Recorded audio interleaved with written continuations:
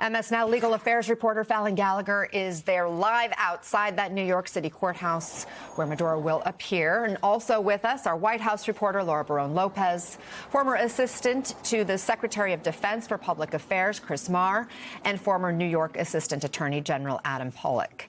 So, Fallon, what is happening there right now? And walk us through what this hearing will look like in the next hour. Yeah, Anna, with just an hour to go before this initial court appearance, a very large group of protesters has gathered to my right. We're seeing people who are both supportive of President Trump's actions over the weekend and also people who are opposing U.S. intervention in Venezuela. But with just an hour to go, we expect Nicolas Maduro and his wife, Celia Flores, to make their initial appearance for an arraignment in federal court behind me. New this hour, we are learning who will represent Nicolas Maduro. His name is Barry Pollock, and he has represented Julian Assange in his legal matters. But they will appear before the judge for that arraignment. They are facing those 4 charges, drug trafficking related charges. There's that narco-terrorism, the importation of cocaine, and 2 weapons related charges. We do expect that they will plead not guilty to those 4 charges. And then the judge will walk through some other procedural matters. We expect that he'll say that they must remain detained in the MDC in Brooklyn. And we may even learn a trial date as soon as today. Now, I want to be clear and cautious that any trial date that we get today would just be an initial date. I expect it will be a very long time before this actually goes to trial and a jury is seated in the Southern District of New York to hear this case. But this is a big day because this is this initial appearance, and this is what will really set the ball rolling. What we still don't know is what will happen to those other co-defendants who are named in this indictment. We know that his son has also been charged, along with the Interior Minister and the leader of TDA, that drug trafficking organization that has been accused of perpetuating this cocaine distribution within the U.S. So these are all unknowns, but we expect to have more answers within the next hour. Anna? Okay, and Adam Pollock is sitting here with me. No relation to the attorney now representing Nicolas Maduro. Obviously, he and his wife are not American citizens here. Adam, what legal justification does the American government have to do all of this, to go in, to remove and then charge a foreign leader? So a couple of things. One is the United States has for a very long time held the view that crimes that happen abroad that affect Americans within the United States, like drug trafficking, are legitimate grounds for prosecution. There's no reason that somebody sitting abroad can't be prosecuted for crimes like drug trafficking. Now, that's separate from how do they get to the United States. And I think that for at least since the late 1800s, the Supreme Court has blessed the forcible taking, kidnapping, rendition, whatever word you want to apply to it, of foreign individuals, bringing them to the United States for prosecution. And the United States Supreme Court has not concerned itself with how did they get there. They say when they are here, they can be prosecuted. Yeah, we're not talking about a former leader. We were talking about a sitting president of a foreign country and now transported through this country's most populous city, going to be worked through the American justice system. How high are the security stakes here? So the security stakes are high, but this is a courthouse and a prison that is used to treating and processing high-value detainees, political prisoners, other people who are facing high-risk prosecutions.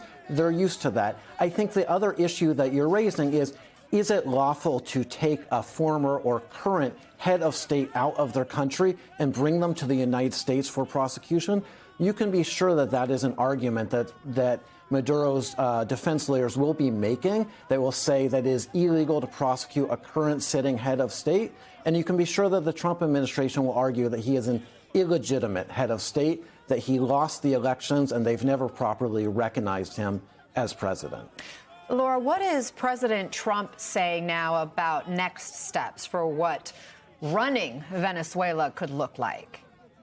Well, there are a lot of vague and mixed messages coming out of the administration right now, Anna. But one thing is clear. There is no coherent plan that has been laid out by the president or by his other administration officials. We haven't gotten many specifics on it. But the president continues to say repeatedly over the weekend that the U.S. is going to run everything in Venezuela. Take a listen. What is going to happen to those reserves? We're going to run everything. We're going to run it, fix it, We'll have elections at the right time. But the main thing you have to fix is a broken country. Short term, next 2 weeks, what do you need from Delcy Rodriguez? You've threatened Delcy. Total access. We need total access. We need access to the oil and to other things in their country that allow us to rebuild their country. Got to have peace. It's our hemisphere. The Monroe Doctrine was very important when it was done, and other presidents, a lot of them, they lost sight of it. I didn't. I didn't lose sight. But it really is. It's peace on earth.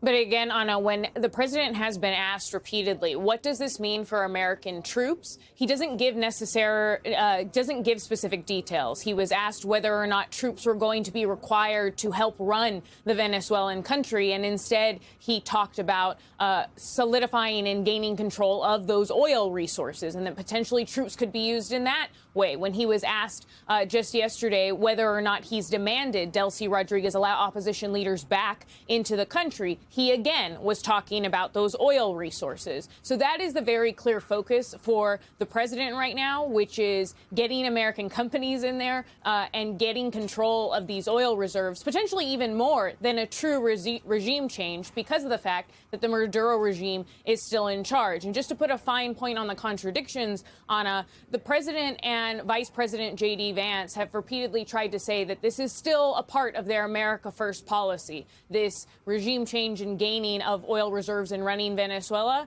But Howard Lutnick on Air Force One, standing right there next to President Trump yesterday, did say that President Trump was going to fix the Venezuelan economy and the culture, quote, for the Venezuelan people. So that's something that a number of the president's loyalists are likely going to have issue with, Anna. Yeah, Chris, let's just focus in on Trump's words specifically. Quote, we are going to run everything. We need total access. Got to have peace. It's our hemisphere, he says. This doesn't sound like a short-term intervention. How would control of Venezuela even work when the acting president there is part of the Maduro government, has been publicly rebuking direct American control, even saying today, quote, we invite the U.S. government to collaborate with us on an agenda of cooperation. President Trump, our peoples in our region deserve peace and dialogue, not war.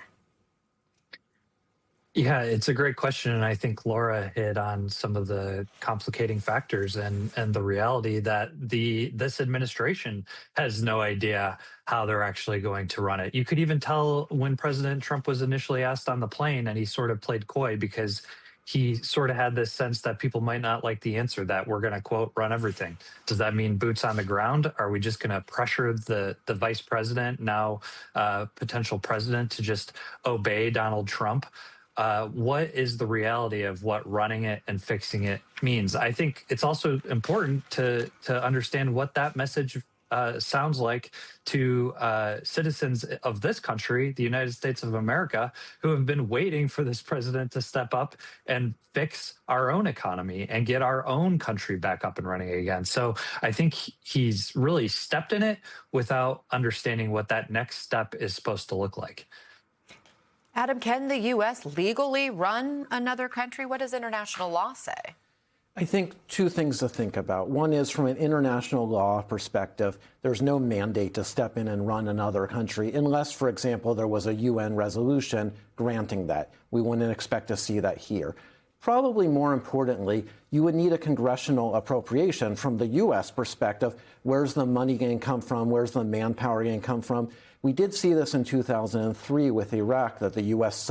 set up a CPA, a Coalition Provisional Authority, to run Iraq. And Congress had passed the AUMF, the Authorization for Military Force, and they viewed that as within it. Here, you'd have to get Congress on board in order to put the serious resources on the ground.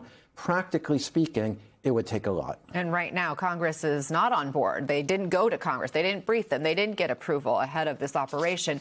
Chris, President Trump made a lot of comments over the weekend, but I think it's important to kind of step back and look at the wider geopolitical implications here. How do you think President Trump has changed America's standing in the world over the past 72 hours or so? Yeah, I think one of the big issues with this process all along is that this administration in particular the President of the United States, who changes his tune from day to day, and the Secretary of Defense, Pete Hegseth, they don't have any credibility. In the lead up to the events over the weekend, you could ask 3 different administration officials what the intent and the strategy was with the Caribbean, and you'd probably get 3 different answers. But what we're beginning to see is this was not the administration getting serious about addressing the drug crisis. If they had, they wouldn't have pardoned the ex-president of Honduras. What this really was about all along was access to oil and regime change. Again, I think people are looking for actual leadership here at home and wondering how getting involved in the Caribbean is really going to advance our America First policies that this administration has been pushing out. You're right. The charges are related to drugs and weapons, but all the comments and rhetoric around this mission was about the oil. Chris Marr, Adam Pollock, Laura Barone Lopez, thank you all for starting us off this hour.